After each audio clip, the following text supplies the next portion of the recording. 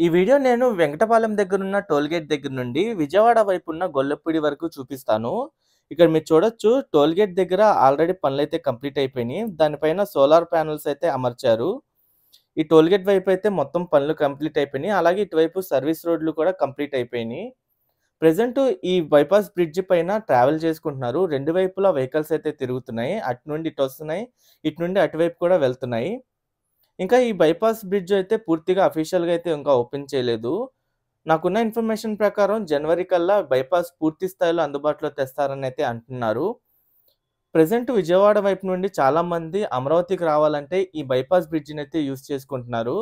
ఈ bypass bridge ద్వారా seed access road వైపు కనెక్టివిటీ పరంగా అయితే చాలా ఈజీగా ఉంది. ఇక్కడ సర్వీస్ రోడ్లు యూజ్ చేసుకొని సీడ్ యాక్సెస్ రోడ్డు వైపయితే వెళ్తున్నారు చాలామంది. ఇక్కడ మీరు చూడండి రైట్ సైడ్ వైపు గాని, లెఫ్ట్ సైడ్ వైపు గాని సర్వీస్ రోడ్లు ఎలా ఉన్నాయో, అలాగే మధ్యలో 6 లైన్ బైపాస్ కూడా మీరు చూడొచ్చు. ఇక్కడ మొత్తం అప్రోచ్ ర్యాంప్ అయితే వస్తుంది. అప్రోచ్ ర్యాంప్ మొత్తం మీరు చూడండి. ఈ అప్రోచ్ ర్యాంప్ దాటిన తర్వాతే మెయిన్ బ్రిడ్జ్ అయితే స్టార్ట్ అవుతుంది. కనెక్టివిటీ పరంగా చూసుకుంటే ఈ బైపాస్ చాలా కీలకం అని అయితే చెప్పొచ్చు.